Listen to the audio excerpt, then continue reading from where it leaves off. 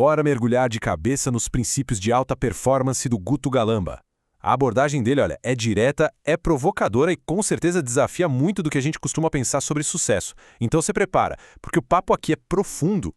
E tudo começa com essa pergunta, que o Guto Galamba joga na roda para desafiar todo mundo. Parece simples, né? Mas a resposta é a base de todo o método dele. Afinal de contas, por que tanta gente não vive a vida que diz que quer? E tá aí a resposta dele na lata, sem rodeios. Ninguém é vítima. De alguma forma, seja com ações, pensamentos ou até com o que se deixa de fazer, as pessoas estão alimentando a realidade que elas juram que querem mudar. É um chamado bem radical para a autorresponsabilidade. Mas calma aí. Antes de sair resolvendo o problema, a gente precisa redefinir o objetivo. O Galamba diz que a própria definição que a gente tem de performance ou sucesso já é a primeira barreira. Vamos dar uma olhada nesse contraste, que é gritante, entre a visão comum e a dele. Olha só que interessante essa comparação. De um lado está aquele sucesso que busca o aplauso dos outros, dinheiro acima de tudo. Do outro, a gente tem a performance holística que o Galamba defende, que é toda construída em cima de princípios que não se negociam. Ele mesmo pergunta, adianta o quê faturar uma grana alta se a pessoa não dorme em paz? Ou se nunca vê o filho jogar bola? Então o ponto crucial é esse. O sucesso de verdade é interno, é autêntico. Beleza, então com a meta redefinida, qual é o principal obstáculo no caminho? Segundo Galamba, pode esquecer os problemas lá fora. O maior sabotador mora aí dentro, na nossa própria cabeça. E a razão para isso é, genialmente simples. O nosso cérebro, que foi programado por milhões de anos, tem um objetivo número 1, economizar energia. Qualquer coisa que exija um esforço a mais, ir para academia, estudar, mudar um hábito, vai encontrar uma resistência interna gigantesca. Essa é aquela vozinha da autossabotagem em ação, sabe? O cérebro sempre vai justificar o caminho mais fácil, o conforto imediato. Ele não diz, seja uma pessoa preguiçosa. Não, ele é muito mais esperto. Ele diz, a pessoa merece, é só hoje, nossa, já ralou tanto. É um mecanismo de defesa perfeito para manter cada um exatamente onde está. E essa autossabotagem toda não surge do nada.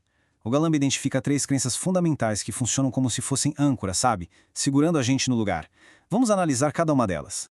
A primeira é a tal da crença de identidade. O Galamba conta a história de um amigo que tinha um apelido de Bola. Em vários momentos, esse apelido simplesmente impediu o cara de emagrecer porque a identidade dele estava totalmente ligada àquela imagem. A pessoa começa a viver o rótulo que botaram nela e aí mudar parece até uma traição a si mesmo. Em seguida, vem a crença de capacidade. É aquele sentimento que paralisa, o famoso eu não dou conta. A pessoa sabe o que precisa ser feito, mas lá dentro tem uma voz dizendo que faltam as ferramentas, a inteligência ou a força para conseguir. E isso impede até de dar o primeiro passo.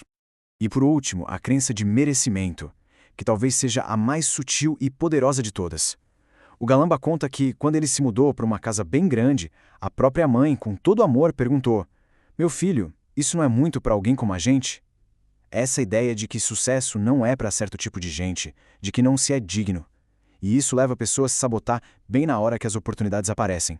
Então, quando essas crenças estão ativas e o cérebro só quer economizar energia, como é que as pessoas fogem do trabalho duro que a mudança exige? O Galamba mapeou 5 rotas de fuga bem comuns.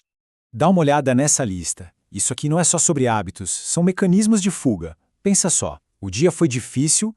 Em vez de encarar o problema de frente, a gente busca um alívio imediato. Um álcool, uma comida gostosa, pornografia, ou ficar rolando o feed infinito do celular. São como anestésicos para o desconforto que o crescimento exige. Cada um deles oferece uma recompensa rápida, e aí a gente adia a tarefa que realmente importa. Certo. Então se o problema é essa autossabotagem, as crenças limitantes e as fugas, qual é a solução? Para o Galamba, a resposta é construir uma base sólida. É sobre tomar uma posição. A saída é ter clareza total sobre os próprios princípios. O que na sua vida é inegociável. Com valores claros, as decisões ficam muito mais fáceis. Não se depende mais da força de vontade a todo momento, porque os princípios viram uma espécie de GPS automático, que mantém a pessoa no rumo certo. Essa frase do Galamba resume toda a filosofia dele. Para ele, certas verdades e princípios são absolutos. Se uma coisa é certa, ela é certa em qualquer situação. Não existe espaço para relativizar.